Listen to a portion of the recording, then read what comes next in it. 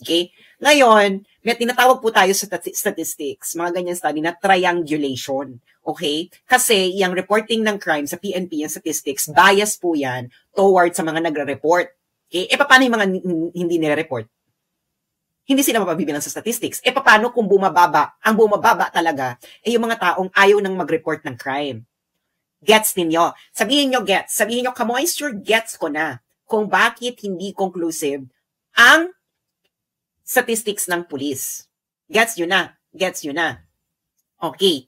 Ngayon, paano ito bini-verify? Paano tina-triangulate ang tinatawag natin? Ang triangulation, kukuha ka ng ibang source and titingnan mo kung nagmamatch. Ano yung ibang source? Ang source po niyan ay yung survey on neighborhood fears. May ginagawa dyan ang SWS, Social Weather Station. May ginagawa siyang ganyan. Pero tumigil na siya. Anong ginagawa nung social media station na survey? Papakita ko sa inyo ha. Para maintindihan nyo kung anong purpose ng survey na yon. Okay. Neighborhood fears. Neighborhood fears. Neighborhood fears. Para makita nyo yung itsura niya. Kasi the last time na nag-survey sila ng neighborhood fear is February 2024 pa. So hindi natin alam kung bakit bigla na silang nagtigil mag-survey ng perception ng tao. Okay? So ngayon, September 2024 pa pala ang kanilang huling survey. Okay. Ito. So, ito yung kanilang September 2024. So, 2025 ngayon. So, ito ngayon sila. Fear of burglary in the neighborhood at 56%. Fear of unsafe streets at night, 48%. The visibility of drug addicts at 41%. This is September 2024. Ngayon, titingnan natin kung tumataas ba. Okay, tumataas ba yung na yan, eksena. So, ngayon, makikita natin, ito ngayon ang neighborhood fears. So, nakikita nyo na spaghetting pataas ang pagdating kay Marcos Jr. Okay? Spaghetting pataas. Many drug addicts on the street, spaghetting pataas. Ang trend niya, kahit may mababa pataas, pataas ang trend. Okay? Unsafe streets, yung pula, pataas din ang trend. Yung fear of burglary, pataas din ang trend. So makikita nyo, correlated ang presensya ng mga drug addicts sa street sa fear, sa unsafe streets, and fear of burglary. Nagigets nyo na. So ngayon, ito, di ba nung panahon ni Digong, bumababa yung crime, yung statistics ng police. Siyempre, hindi ka po pwedeng mag-rely lang doon. Titingnan ka rin kung yung mga tao ba na nasa-survey, talagang nakikita nila, kasi perception based on experience, hindi lang po yan based sa social media, katulad ng sinasabi ni Martin Romualdez. Ngayon, nung panahon ni Digong, bumababa yung crime rate compared doon sa previous administration. So, ngayon, yung statistics ng PNP noon, nako-correlate siya, natatriangulate siya nitong perception survey.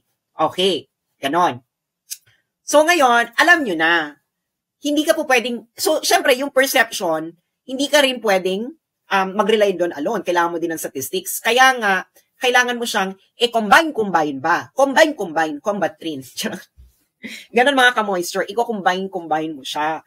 Ngayon, pag nakukombine mo, ikaw magde-decide, no?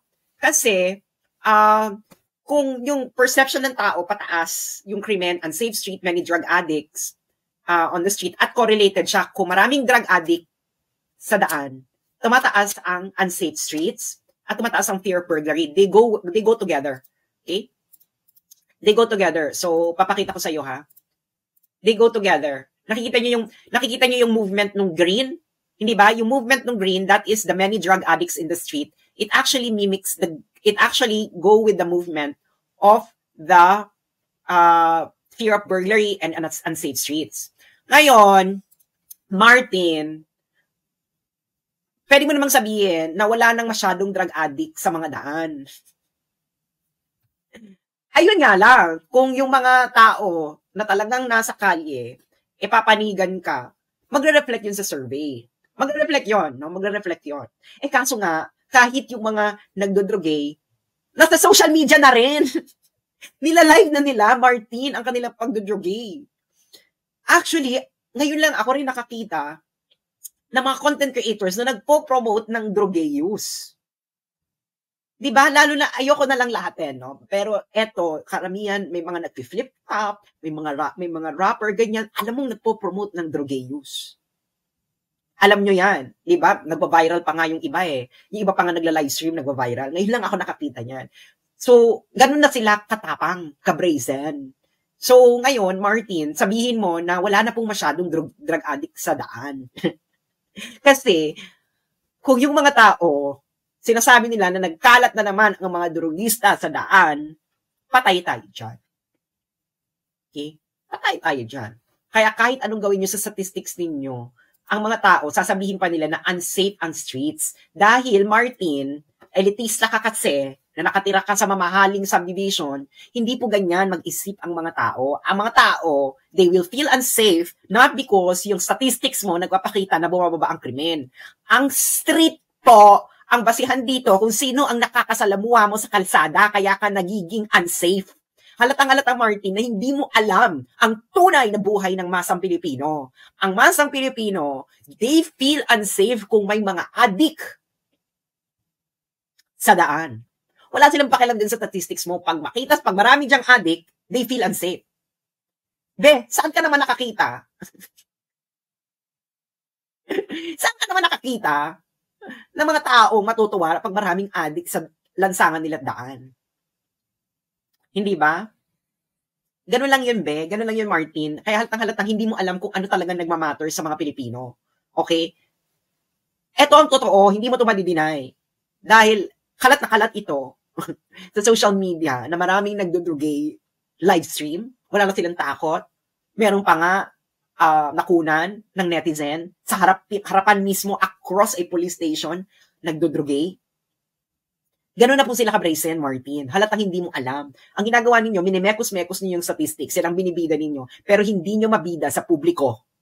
Hindi nyo mabibida sa publiko na mga adaan ngayon ay bumaba ang mga drugista. Dahil kitang-kita yan ng mga tao ngayon na dumadami na naman ang mga drugista sa daan. Sa harap-harap, sa publiko pa nagdodrogay, meron pang nagla-livestream sa social media. Ngayon, talagang sasabihin nilang unsafe.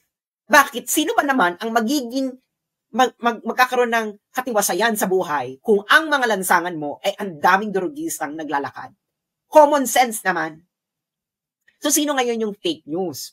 Actually, hindi ayokong gamitin yung fake news dahil yan ay mga ginagamit ng mababa ang vocabulary, no? Ang tawag diyan ay wala na kayo sa hulog.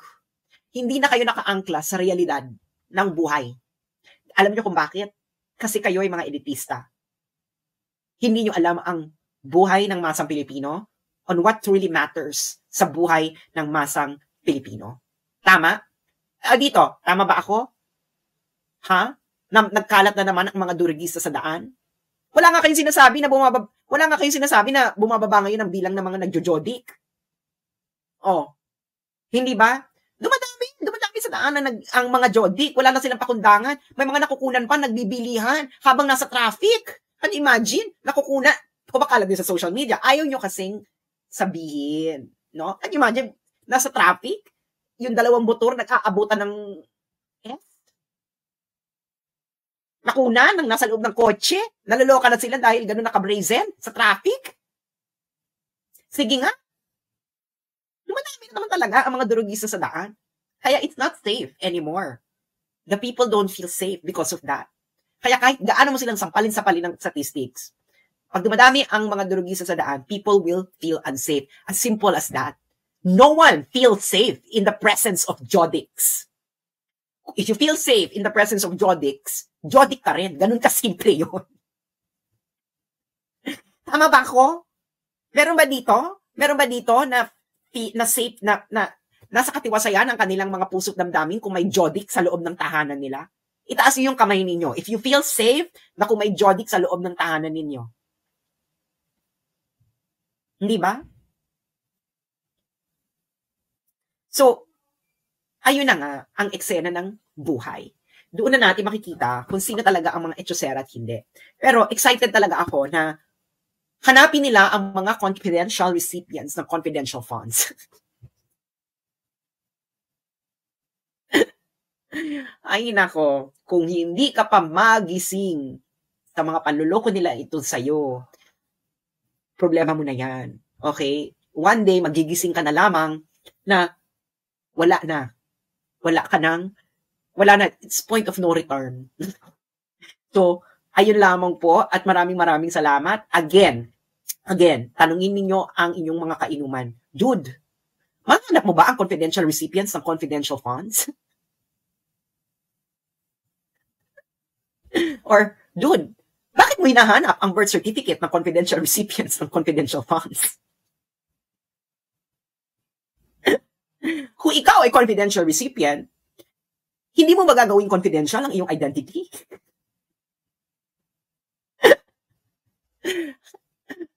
Kasi kung hindi mo gagawing confidential ang iyong identity, hindi ka na confidential recipient.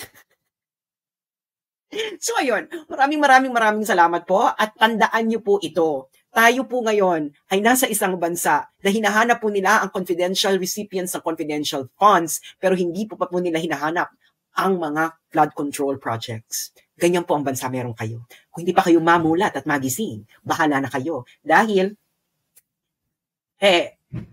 ewan natin, no? Bahala kayo sa inyong, kung hindi kayo mamulat. Ang mga hindi namumulat, ay nako, nasisemplang. So maraming salamat. At thank you sa mga nagpapadala ng tip. Huwag po kayo magpapadala ng stars kasi hindi po yan nire-remit sa akin ng Meta. And thank you once again. Ito po ang inyong kamoisture na si Sas Rogando Sasot na nagsasabing iba ang mulat sa dilat. Thank you and have a nice day.